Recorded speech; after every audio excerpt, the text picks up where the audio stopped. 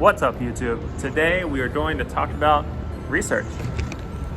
I get a lot of questions about research and my thoughts on research and if research is necessary to land a competitive specialty like interventional radiology, for instance. So on today's video, I figured I'd touch on research and give you guys 4 tips or 4 reasons why I think research is a good idea. Let's go.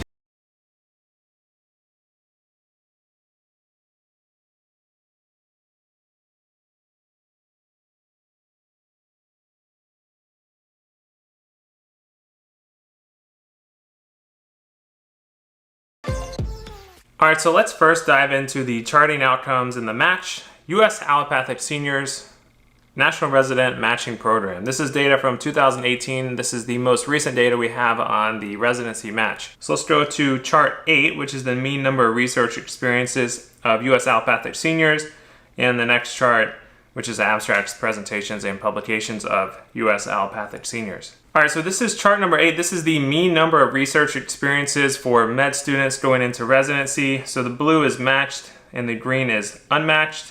And as you can see here, most people who matched, especially in some of the competitive specialties, had research or research experiences. So for instance, dermatology, almost all of them who matched had at least 5 research experiences.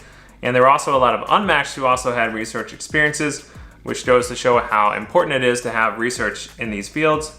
Also, if you take a look at interventional radiology, which was the most competitive field in the match last year and the 2018 match, you have 4.4 research experiences for those med students, and the unmatched rate had about 3.8 research experiences. And then compare that with the diagnostic radiology, which was 3.7 and 3.2 respectively. So now if we go to the next chart, this basically breaks down the mean number of abstracts, presentations, and publications of all the med students who matched. Again, let's look at interventional radiology, which was the most competitive field in the match during this year and last year.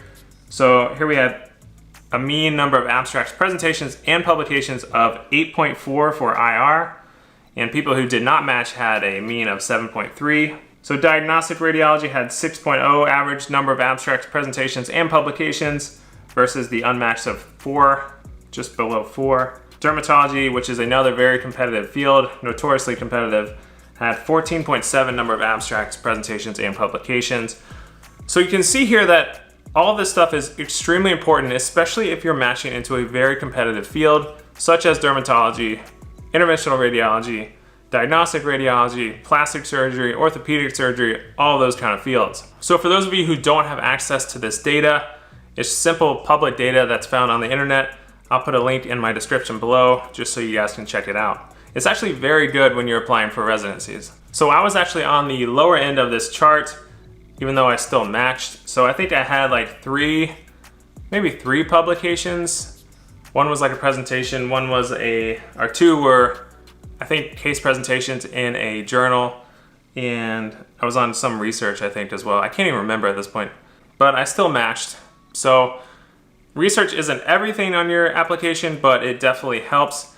And it doesn't look bad if you don't have research, but it definitely looks way better if you do have research, if that makes any sense at all. Now, one thing I haven't mentioned here about having research on your application is that it's an excellent talking point during an interview, especially if you are somebody who isn't really good at carrying on small conversations or small talk. It's good to be able to discuss your research, and even more so, the interviewer can actually ask you questions about your research and kind of facilitate that conversation and keep it going. Going along with that topic is you better know your research. If you did 8 research presentations or whatnot, you better know all of them cold, because the interviewer will ask you about them and you are expected to know about them.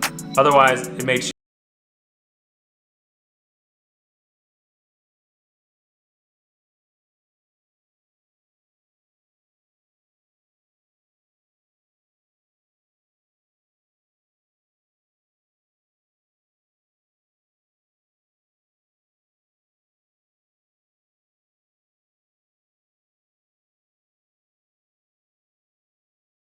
So the second reason you should do research is because it builds connections. It affords you connections with colleagues and mentors that you may not have had access to if you didn't do research. My own personal experience is whenever I had a paper or an idea to have published, I would approach one of my attendings and talk to them about the topic.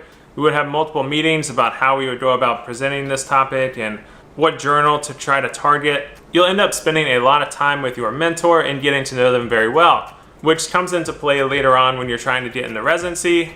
Say for instance, that same attending who you worked with on your research project knows you very well and will have you in mind when they're going through applications for residency, unless you're like not good to work with or something.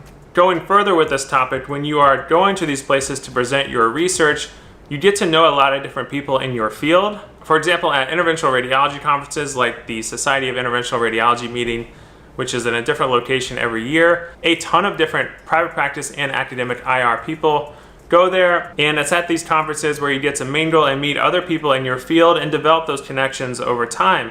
And the more conferences you go to, you start seeing these people more and more, and you become closely connected, and a lot of times you end up becoming friends with a lot.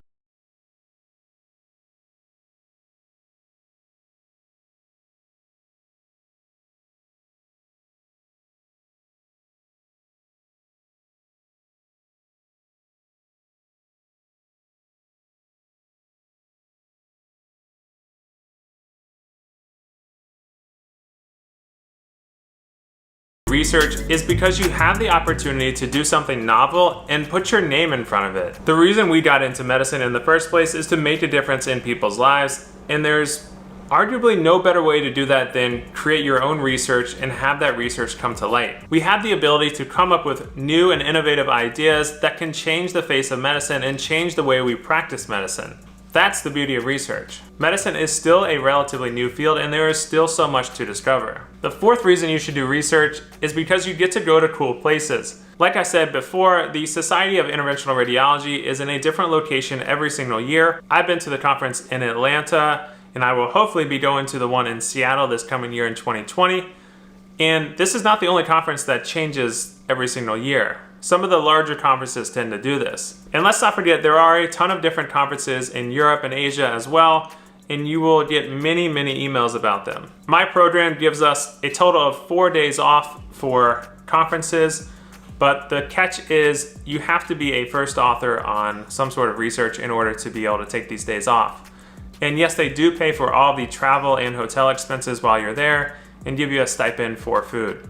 So it actually works out. I mean, if I wanted to, I could go to, say, Barcelona for a 4 or 5 day trip and have almost all my expenses paid for and get to experience a cool city and also meet other colleagues from across the globe. So that concludes my 4 reasons why I think you should do research. I'm gonna leave you guys with a question because I'm going to start doing a question at the end of every video I do because I get a ton of questions in my DMs and on YouTube daily. So I figured I'd at least address one per video and then I'll eventually get to a Q&A video further down the road.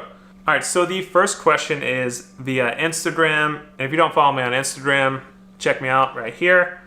So this is, hey Dr. Cellini, I've been wondering what your workout eating routine is like. I worry that I'll be too stressed to find time to work out if I get accepted into med school. I just want to know how you stayed active and healthy. Thanks. So, staying healthy in med school is super tough because you are constantly hitting the books, but you have to stay very regimented and on top of everything because there are some days where you won't be able to work out. And in those days, you have to make sure you're always eating healthy. If you maintain a healthy diet, you can kind of go a few days without working out and still be fine. But you also need to make sure you hit the gym a few times every week, eat right the whole time in the process, and try not to slip up many times. Unless you're like celebrating after a hard test or something. And that concludes this video. I hope you guys enjoyed it. As always, make sure you smash that like and subscribe button and follow me on Instagram if you don't already. If you have a question, leave it in the comments below and I will try to get to it and answer it whenever I can.